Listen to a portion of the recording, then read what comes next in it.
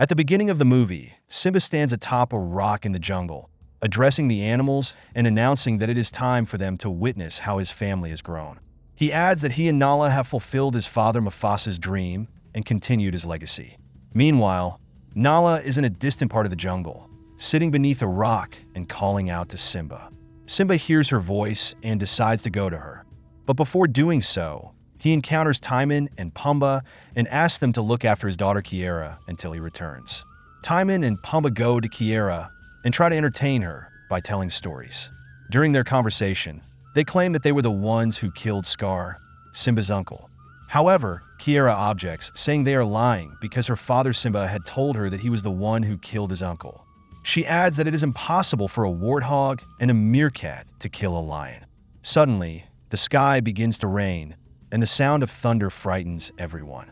Kiara feels terrified, and Timon and Pumbaa attempt to calm her down. Unexpectedly, Rafiki appears, and Kiara runs to him, telling him she is scared. Rafiki reassures her that fear is a natural feeling and a part of life for all creatures. He tells her that her father Simba was also afraid when he was her age, but overcame his fear by looking up to the sky, as his grandfather Mufasa had taught him. According to his grandfather, the sky is filled with great kings who watch over them. Rafiki decides to tell Kiara a story about one of these great kings, her grandfather Mufasa. The story flashes back to a time when Mufasa stood with his parents on a high rock. The jungle where they lived was dry and barren. Mufasa's mother tells him about a beautiful jungle called Meley, full of trees and flowers, located at the end of the path before them. She also tells him that one day, he will become the king of that jungle. Suddenly, the sky begins to rain, and everyone feels joyful. But the weather takes an unexpected turn. A hurricane hits the area, causing a massive river flood. Mufasa falls into the river and is about to drown, but his father jumps in to save him. His father manages to reach him and pull him to safety atop a dam made of tree branches. The mother was standing on the other side of the river, eagerly encouraging Mufasa to jump toward her quickly before the dam collapsed. However, the water carried away a huge elephant that struck the dam, causing it to collapse. Mufasa was thrown into the air and fell into the river, being swept away by the current. He clung to a tree branch until he found himself in a quiet place. Suddenly, a young lion cub appeared in front of him, introducing himself as Taka. Mufasa told the cub his name and asked for his help to get out of the water. But suddenly, crocodiles appeared behind Mufasa, about to attack him.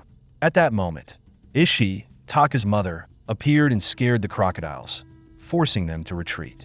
Ishi pulled Mufasa out of the water, but she was angry with her son Taka for abandoning her and wandering off. She wanted to take him back to the Pride, but Taka refused to go without Mufasa.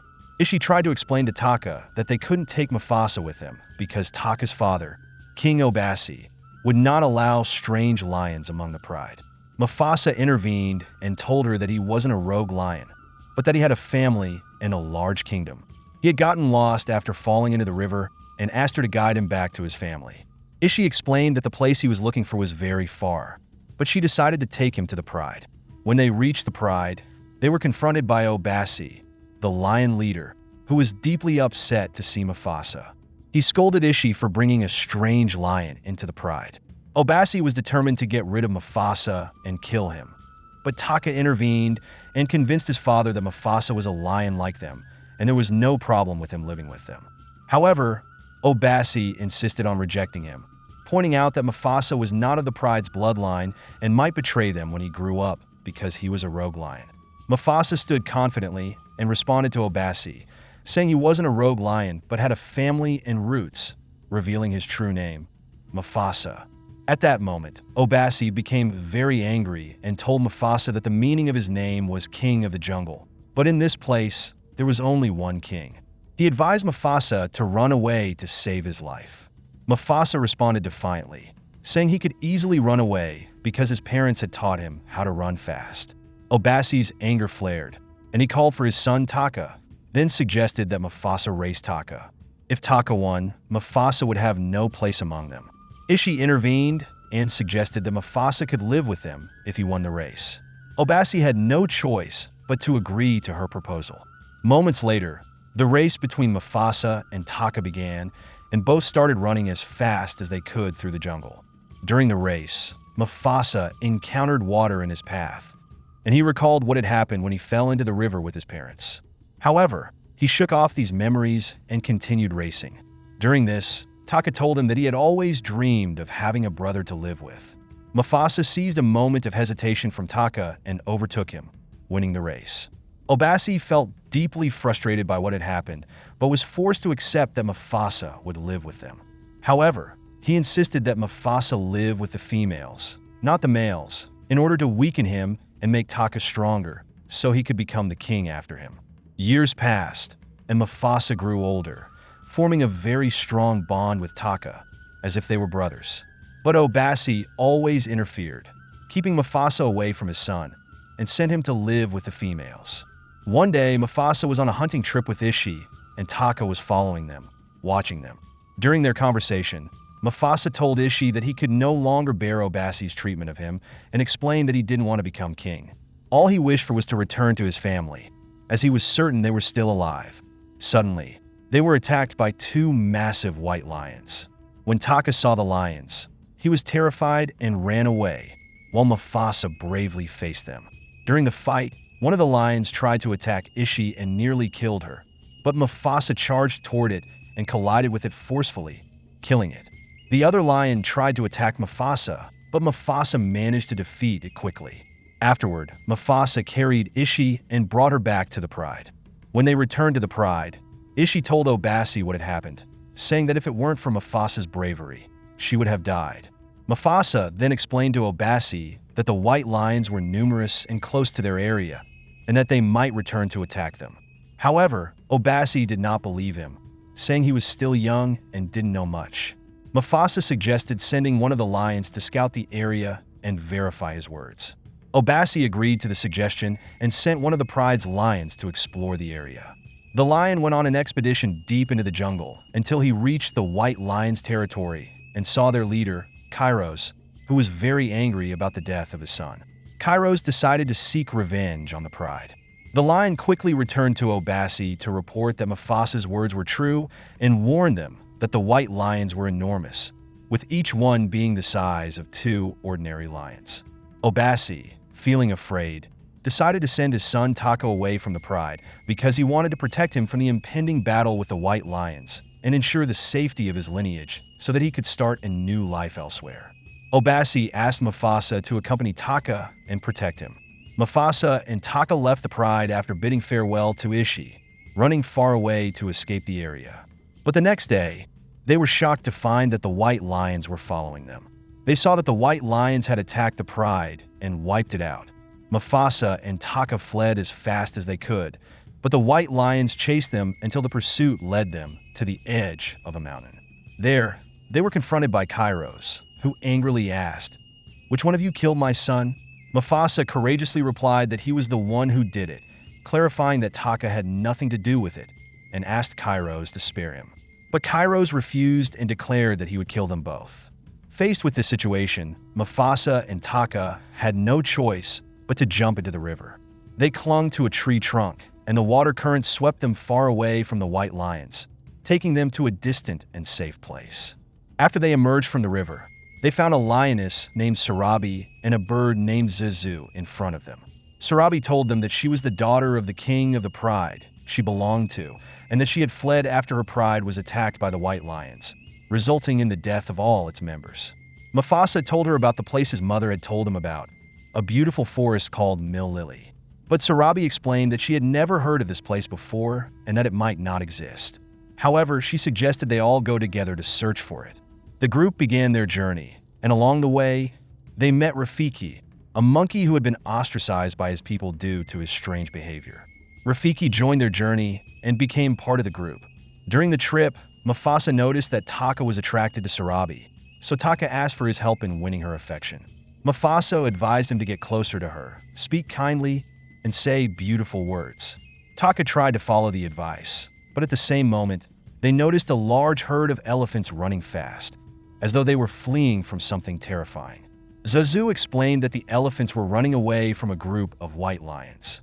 The group quickly moved to save themselves, with Rafiki climbing a tree to seek shelter. while Taka hid under a rock, terrified. On the other hand, Mufasa approached the elephants, trying to convince them to help them face the white lions. But the elephants ignored him and continued to flee due to their overwhelming fear. Sarabi then used her intelligence to intervene. She climbed a tree and dropped a beehive onto the elephants, causing a frenzy among them. This panic frightened the white lions and forced them to leave the area. However, in the chaos, Sarabi was accidentally knocked unconscious by one of the elephants. Mufasa quickly ran to her and carried her to safety under a large rock until things calmed down. Rafiki approached her and brought her back to consciousness. At that moment, everyone was surprised to learn that it was Taka who had saved her in the critical moment, in an effort to leave a positive impression on Sarabi. Sarabi was touched by his actions and thanked him for saving her, which brought them closer together. After Mufasa's plan to find a safe place with Zazu's help succeeded, everyone settled there for a while. In the evening, Sarabi spoke to Mufasa privately. She told him that she admired his skills and believed he was fit to be a great king in the future. She also revealed that she knew it was Mufasa who had saved her, not Taka, saying that Taka lacked the courage to do so. At first, Mufasa tried to deny it, but he eventually admitted the truth. Then Sarabi told him that she loved him and wanted to marry him. At that moment, Taka was listening to their conversation, feeling jealous and angry. He quickly left the area, lost in his thoughts and rage, until he stumbled and fell off a cliff. There, he found himself face to face with Kiros, the king of the white lions. Taka offered Kiros a deal.